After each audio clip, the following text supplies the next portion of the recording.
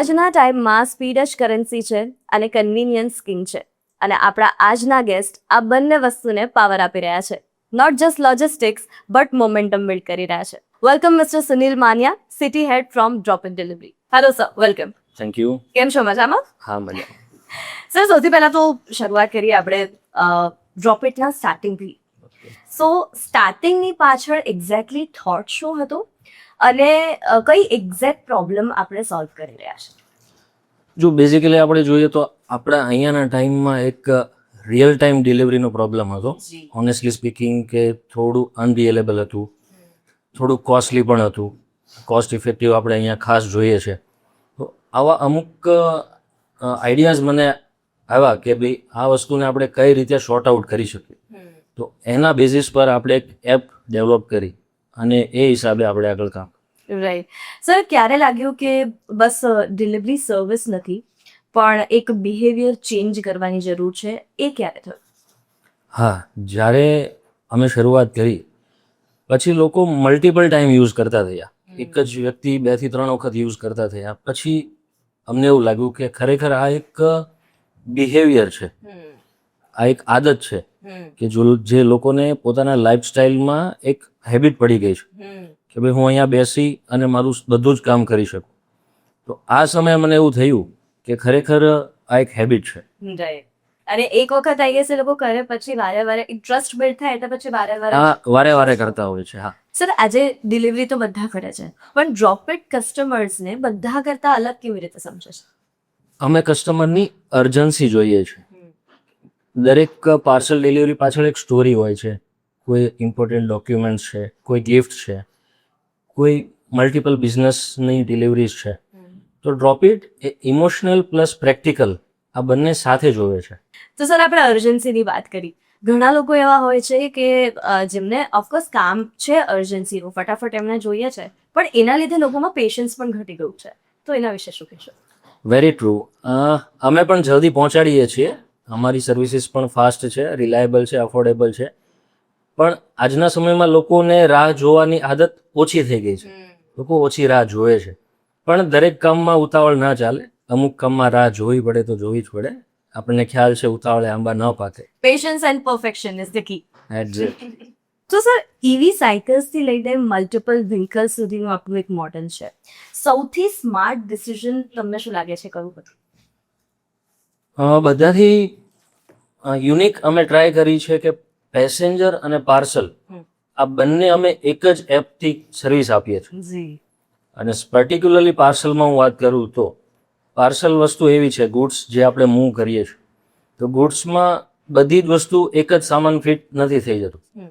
કોઈ એક જ પર્ટિક્યુલર સામાન માટે બધા અલગ અલગ વ્હીકલ હોય છે. અથવા તો તમારે મલ્ટિપલ ડિલિવરી કરવી છે તો આપણે એ પણ ઓપ્શન આપીએ છીએ કે 1 pickup multiple drop location. Okay.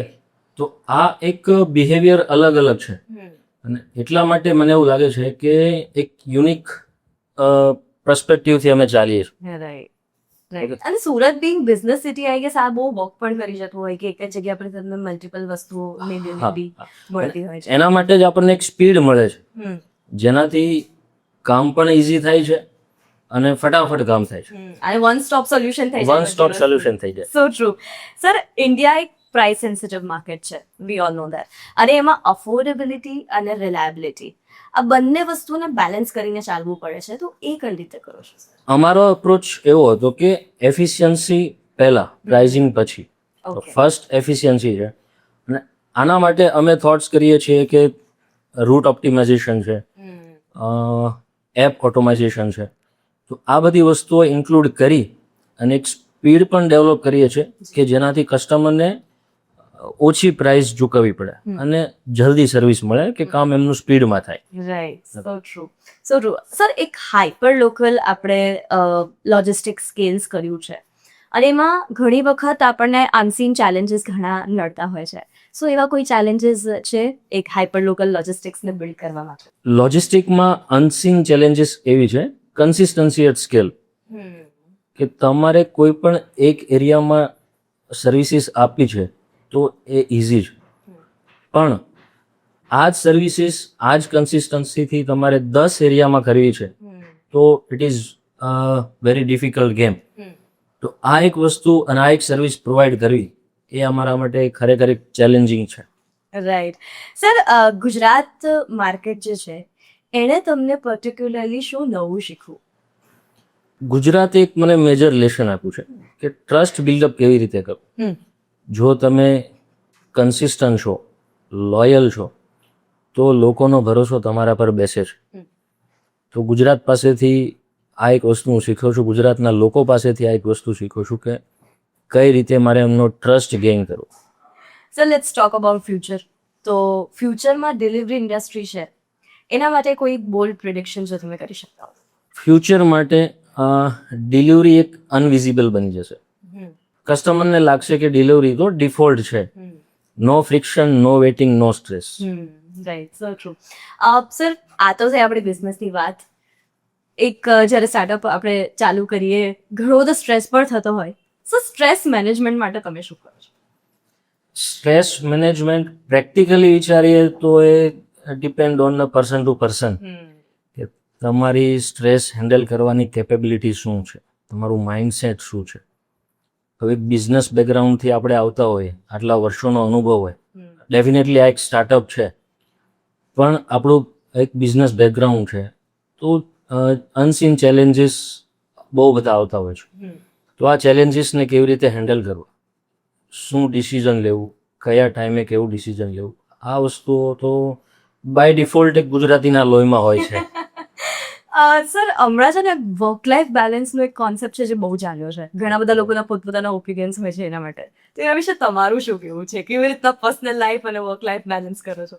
એ થોડું હાર્ડ છે, વર્ક લાઈફ બેલેન્સ અને પર્સનલ લાઈફ ને બંનેને સાથે લઈને ચાલવું અને મેનેજ કરવું પણ ડિફિકલ્ટ હોય છે. જ્યારે આપણે એક સ્ટાર્ટઅપ લઈને બેઠા હોય છે તો ડેફિનેટલી સમય ત્યાં વધારે સ્પેન્ડ કરવો જ પડે છે, પણ ફેમિલીનો પણ એટલો સપોર્ટ હોય છે, એ પણ અન્ડરસ્ટેન્ડ કરે છે કે જ્યારે ઘર પર હોઈએ છે ત્યારે ટોટલ ટાઈમ ફેમિલીને જ આપીએ છીએ, જ્યારે વર્ક પર હોઈએ છે ત્યારે એ લોકો પણ સમજે છે કે કોઈ ડિસ્ટર્બન્સ ના થાય. અને એમનો પણ સપોર્ટ ખૂબ હોય છે. ઘરેથી પણ આપણને એક પોઝિટિવ રિસ્પોન્સ મળે છે કે ના, તમે વર્ક કરો છો, સારું કામ છે, હાર્ડવર્કિંગ છે, તો એના માટે પણ આપણને ખૂબ સપોર્ટ મળે છે ઘરે. અને at the end family support જરૂરી જ છે. ડેફિનેટલી. સર, ફ્રી ટાઈમમાં તમને શું કરવાનું વધારે ગમે? ફર્સ્ટ ઓફ ઓલ મારી હેબિટ છે થોડું રીડ કરવાની. અચ્છા. હું બુક્સ અને એવું બધું વાંચું છું. ત્યારબાદ સોશિયલ મીડિયાનું યુઝ કરીએ છીએ તો સોશિયલ મીડિયામાં આપણી આજુબાજુમાં શું ચાલી રહ્યું છે, સ્ટાર્ટિંગ લોકલ સુરત છે અથવા ગુજરાતમાં શું ચાલે છે, શું નવા ચેલેન્જીસ છે, આપણે ક્યાં વર્ક કરી શકીએ. ત્યારબાદ ગ્લોબલી પણ આપણે કોઈ વસ્તુ જાણવી છે, સમજવી છે, તો એ ડેફિનેટલી આપણને બહુ બધા મીડિયા પાર્ટનર્સ છે, ન્યૂઝ ચેનલ છે અથવા તો રેડિયોઝ છે, આના માધ્યમથી આપણે કનેક્ટેડ રહીએ છીએ અને એનાથી આપણને ખ્યાલ આવે કે શું ચાલે છે. અમેઝિંગ. સર, ડ્રોપઇટ એપ્લિકેશન છે, કોઈ ડાઉનલોડ કરી અને બુક કરી, તો can you explain me the steps કે કેવી રીતના લોકો બુક કરી શકે? શ્યોર. ડ્રોપઇટ એપમાં તમને પેસેન્જર અને પાર્સલ બંનેની સર્વિસ મળે છે. પાર્સલ અથવા પેસેન્જર તમારે બુક કરવું છે તો તમે એપ ઓપન કરી પાર્સલ અથવા પેસેન્જર જે તમારે સર્વિસ જોઈએ છે સિલેક્ટ કરો. ત્યારબાદ કઈ સર્વિસની તમારે રિક્વાયરમેન્ટ છે, તમારું પાર્સલ નાનું છે તો તમે એને બાઇક અથવા સ્કૂટર પર પણ મોકલી શકો છો. મોટું પાર્સલ છે તો એના માટે 3 વ્હીલ ટેમ્પો છે, ટ્રક્સ છે, આ પણ તમે યુઝ કરી શકો છો. એ ઓપ્શન્સ તમને એપમાં મળી જશે. ત્યારબાદ એમાં તમે પિકઅપ ડ્રોપ લોકેશન એડ કરો અને જે પ્રોસેસ આગળ ચાલે છે એ પ્રમાણે તમે એમને મળી જશે. અને જ્યારે રાઇડ બુક કરતા હોઈએ ત્યારે સર? સેમ, રાઇડ બુક કરતા હોય ત્યારે પણ તમે પિકઅપ ડ્રોપ લોકેશન એડ કરો. સિંગલ પર્સન છો તો 2 વ્હીલર, બાઇક અથવા સ્કૂટર પણ જઈ શકો છો. ઓટો રિક્ષા પણ અવેલેબલ છે. We are planning for taxis in nearby future. 5 વર્ષ પછી ડ્રોપઇટનો મતલબ શું હશે? તમે શું જોઈ રહ્યા છો?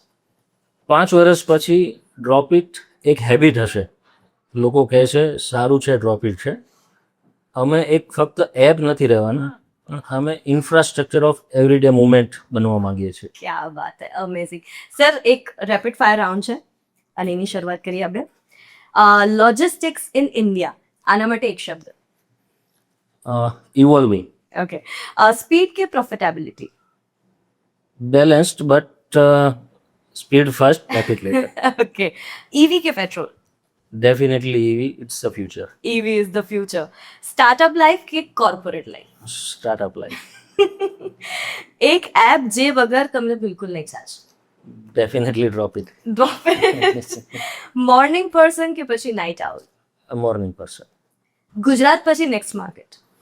ગુજરાત પછી મોસ્ટલી ટિયર 1 સિટીઝ ઇન્ડિયાના અને high working tier 2 city, આફ્ટરવર્ડ international. Full on growth mode.